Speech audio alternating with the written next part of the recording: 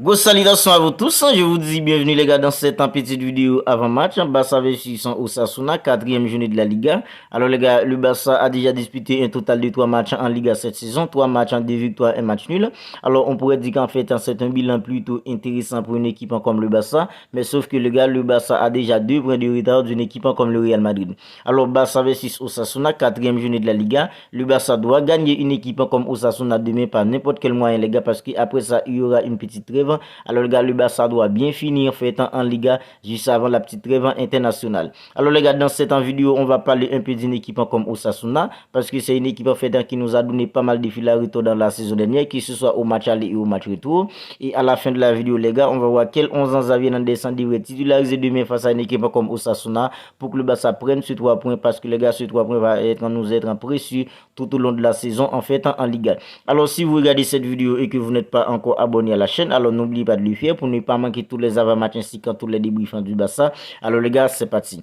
Barça versus Osasuna, quatrième journée de la Liga. Osasuna, c'est une équipe qui nous a donné pas mal de fil à retour en fait au cours des 2 derniers matchs qu'on avait disputés avec eux. Lors du match aller la saison dernière, en fait, Robert Lewandowski avait coupé en fait en 2 cartons rouges en fait à ce moment-là.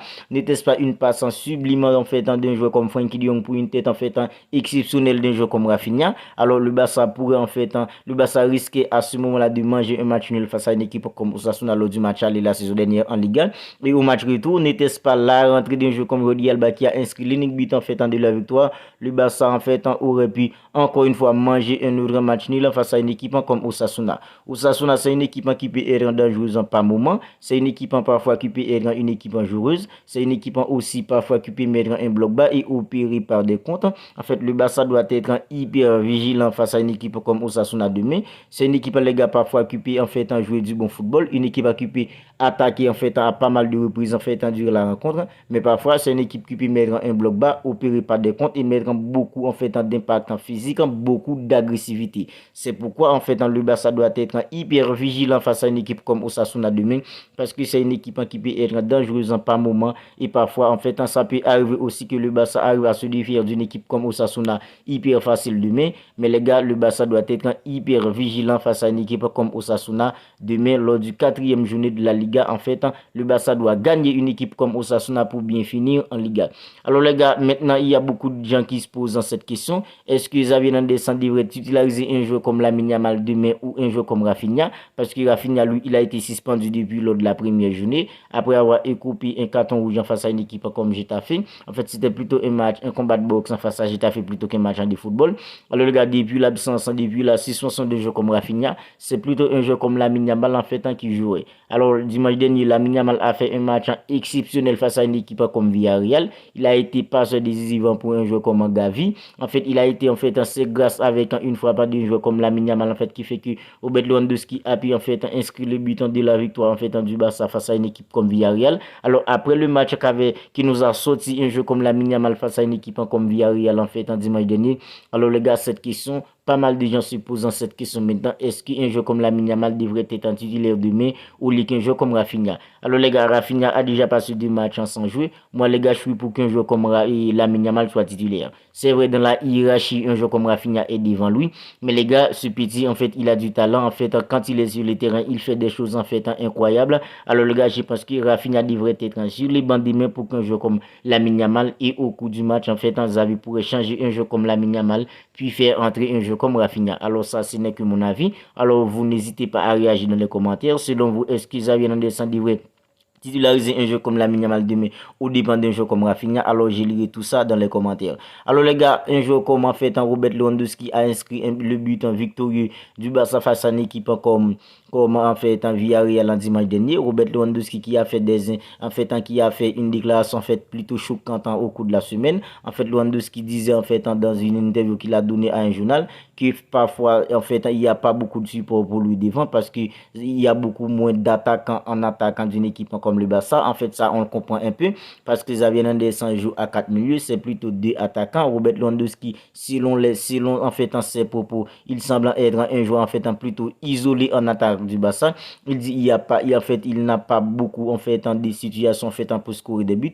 Mais Robert Lewandowski, c'est pas parce que en fait le Barça n'a pas beaucoup d'actions en fait dangereuses pour toi de scorer, qui fait qu'en fait, tu rates tous les contrôles, en fait, à chaque ballon, tu reçois, en fait, dans le carré, en fait, tu fais un truc, en fait, pour te mettre, en fait, dans une situation plutôt difficile. C'est vrai, avec, en fait, en 4 milieux, il n'y a pas beaucoup de support, en fait, pour un jeu comme Robert Lewandowski devant, mais c'est vrai, tous les gars, Robert Lewandowski est en mi-forme, c'est pourquoi, en fait, il n'arrive pas à scorer des buts. C'est pas parce que c'est vrai, le Barça, en fait, il n'y a pas beaucoup de joueurs, en fait, pour les devant, mais les gars, Robert Lewandowski doit être conscient qu'il n'est pas, en fait, en forme maintenant. C'est ça, en fait, qui fait qu'il rate, en fait, toutes ses actions. C'est ça qui fait qu'il arrive toujours à se mettre dans une situation, en fait, hyper compliquée avec le ballon pour ne pas scorer des buts. Alors, les gars, en fait, j'espère que Xavi, en fait, en prendrait compte de ça, de la déclaration de jeu comme Robert Lewandowski. Et, en fait, eux de me mettre un jeu comme mettre passant plutôt à 3 attaquants devant. Parce que les gars, Xavi Hernandez, en fait, la saison dernière, c'était plutôt, en fait, les ailiers du Barça n'étaient pas du tout au niveau qui fait que Xavi Hernandez avait plutôt décidé de jouer à 4 milieux. Mais maintenant, il y a l'arrivée d'un joueur comme, en fait, un Joao Félix. C'est vrai, demain, Joao Félix ne peut pas être déjà titulaire. Il y a des joueurs comme Rafinha qui va être en des retours. Il y a un joueur comme Ferran Torres qui monte en petit à petit en puissance. Alors, demain, ce serait bien pour un entraîneur comme Xavi Hernandez de passer, en fait, dans le système de 4-3-3, 4 défenseurs, 3 milieux de terrain et 3 attaquants devant. Comme ça, comme disait Robert Lewandowski, comme ça, il aura beaucoup plus d'action dangereuse, il aura beaucoup plus de support pour scorer des buts en devant. Alors les gars, maintenant, quel 11 Xavi Hernandez devrait titulariser demain face à une équipe comme Osasuna? Alors, dans le but, il n'y a pas de doute, ça devrait être un jeu comme Marc-André ter Stegen. Dans l'accent de la défense, ça devrait être un jeu comme Andreas Christensen accompagné d'un jeu comme Jules Koundé. Alors les gars, un jeu comme Joao Cancelo vient tout juste d'arriver, il ne peut pas être déjà titulaire demain. En fait, on devrait encore, en fait, en partie à un jeu comme Sergio Roberto qui nous a sorti, en fait, un match pas croyable face à une équipe comme Villarreal. On devrait partir à un jeu comme Sergio Roberto titulaire, encore une fois, en tant que latéral droit. À gauche, un jeu comme Alejandro Balde. Puis au milieu 4-3-3, ça devrait être un jeu comme Frenkie de Jong accompagné d'un jeu comme Gavi avec un jeu comme Ilkay Gundogan. Oriol Romeo devrait être sur le banc de main.